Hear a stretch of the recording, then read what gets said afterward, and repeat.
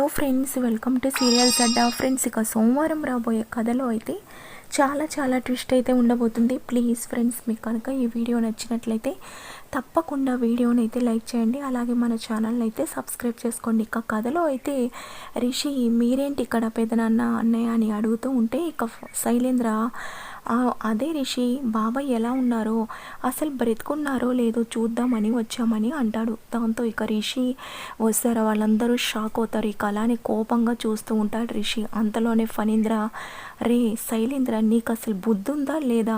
రాను నువ్వు ఇలా మాట్లాడుతున్నావేంట్రా? ఆయన బ్రతుకున్నాడో లేదో చూడడానికి వచ్చామని అంటావేంటి? ఏమైంది, నీకేమన్నా పిచ్చి పట్టిందా అని అంటుండడంతో ఇక శైలేంద్ర, అయ్యో సారీ డాడీ, నేను బాబాయ్ ఎలా ఉన్నారో చూద్దామని వచ్చామన్న ఫ్లోలో ఆ మాట వచ్చింది. సారీ రిషి అని అంటుండడంతో ఇక రిషి, నీకు ఇంకో విషయం చెప్తాను వినన్నయ్య. మా డాడ్ అప్పుడు ఇప్పుడు ఎప్పుడు బాగుంటారు.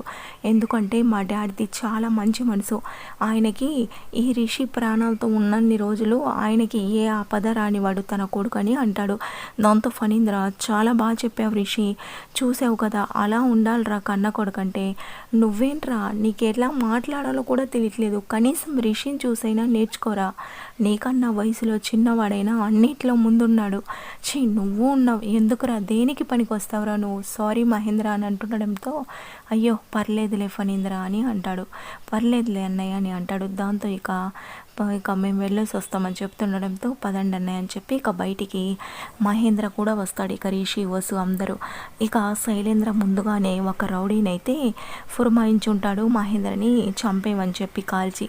ఇక ఆ నిందని మనోగాడి పైన వేస్తే మనోగాడి ఇక పీడ కూడా తనకు ఉండదని చెప్పి, దాంతో ఇక బయటికి వచ్చిన వెంటనే ఇక మహేంద్ర వాళ్ళ కారులో ఎక్కిన తర్వాత బాయ్ చెప్తుండగా ఒక్కసారిగా ఇక పక్క నుంచి ఎవరో కాలుస్తారు. దాంతో అది గమనించిన రిషి మహేంద్రని పక్కకు నెట్టేస్తాడు. దాంతో ఇక రౌడీని వెంబడిస్తూ పరిగెడతాడు రిషి. ఇక రౌడీ అయితే తప్పించుకొని పారిపోతాడు. ఆ తర్వాత ఇక మహేంద్రకి, ఎలా ఉంది డాడ్ మీకు అని అంటుంటే, నాకు బాగానే ఉంది రిషి, అయినా ఎవరితను అని అంటుండడంతో ఇక శైలేంద్ర, వచ్చి అయినా వాడు బాబాయ్ని కాలుస్తాడని అనుకున్నాను, ఇలా జరిగిందేంటి అని చెప్పి ముఖం చికాగ్గా పెట్టుకొని ఉంటాడు. ఇక రిషి, డాడ్ అతను ఎవరో అన్నీ తెలుసుకుంటాను, అలాగే ఇది ఎవరు చేయమన్నారో కూడా తెలుసుకుంటాను. ఎందుకంటే వాడు నా చేతిలో నుంచి తప్పించుకోలేదు.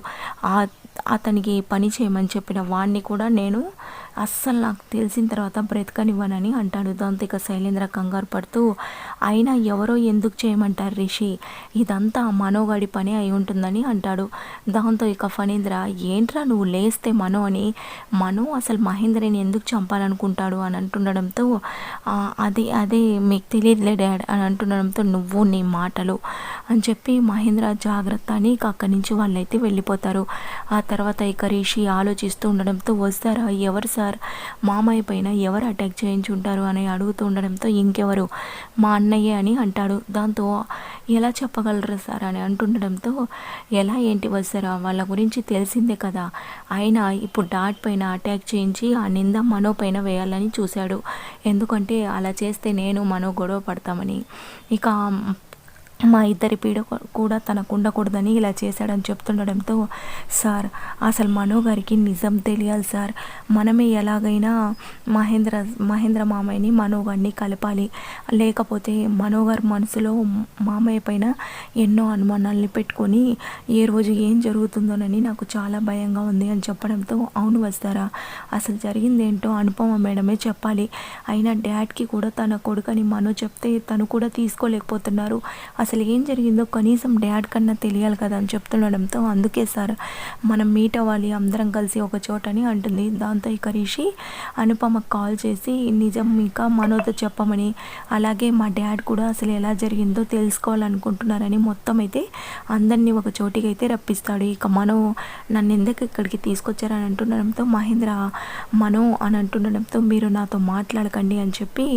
అయినా నా తండ్రి ఎవరోనని ఎంతగానో బాధపడుతూ బాధపడుతూ ఉన్నాను. అలాగే మీరు నన్ను ప్రేమగా దగ్గరికి తీస్తే మీరు నా తండ్రి మీలానే ఉండుంటే బాగుండేదనుకున్నాను. కానీ ఇప్పుడు మీరే నా తండ్రి అని తెలిసాక మీ ముఖం చూడాలంటేనే అసహ్యంగా ఉంది అని అంటుండటంతో ఇక అనుపమ నోరు మొయ్యరా, అసలు నీకేం తెలుసని మాట్లాడుతున్నావని ఇక గతంలో జరిగిన విషయం మొత్తం మనోకి చెప్పడంతో ఇక నిజమైతే మహేంద్రకి అందరికీ వాళ్ళకైతే తెలిసిపోతుంది. దాంతో ఇక మనో ఏంటి అంటే నువ్వు మా అమ్మ కాదా అని అంటుంటే నేను మీ అమ్మని కాదు, మీ అమ్మ జగతి, నువ్వు రిషి ఇద్దరు ట్విన్స్, అలాగే మీ నాన్న మహేంద్ర, నేను నీకు ఎప్పటికీ అమ్మని కాదు నిన్ను పెంచుకున్నాను అంతే అని చెప్పడంతో ఇక మనోకు నిజాలన్నీ తెలిసి ఇక మహేంద్ర మనో ఇక రిషి వాళ్ళందరూ అయితే ఒక్కటైపోతారు.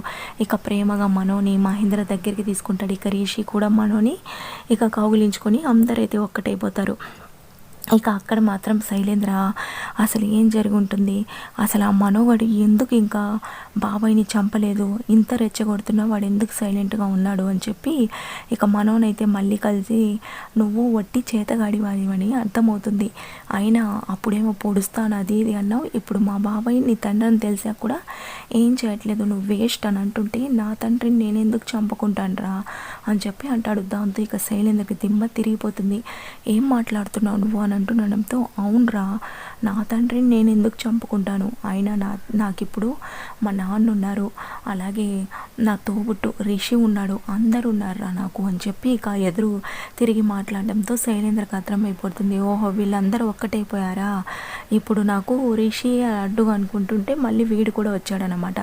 అసలు ముందు వీడు రిషిగా కాడుదో కనుక్కోవాలని మళ్ళీ ఊరికైతే వెళ్తాడు. అక్కడికి వెళ్ళి ఇక సరోజ వాళ్ళ నాన్నని అది అంతా కలిసి అసలు వీడెవరు రంగానేనా అని చెప్పి అడుగుతుండడంతో రంగానే అంటాడు. దాంతో మరి ఎక్కడ లాజిక్ మిస్ అవుతుందని చెప్పి చిన్నతనం నుంచి వాడు ఇక్కడే చదువుకున్నాడా ఇక్కడే పెరిగాడా అని అంటుండడంతో ఇక సరోజ వలన అసలు వాడు ఎక్కడున్నాడని చిన్నతనంలో నుంచే ఇల్లు వదిలిపెట్టి వెళ్ళిపోయాడు, ఈ మధ్యనే వాడు వచ్చింది తిరిగి అని చెప్పి అంటాడు. దాంతో ఇక శైలేంద్రకైతే అర్థమైపోతుంది.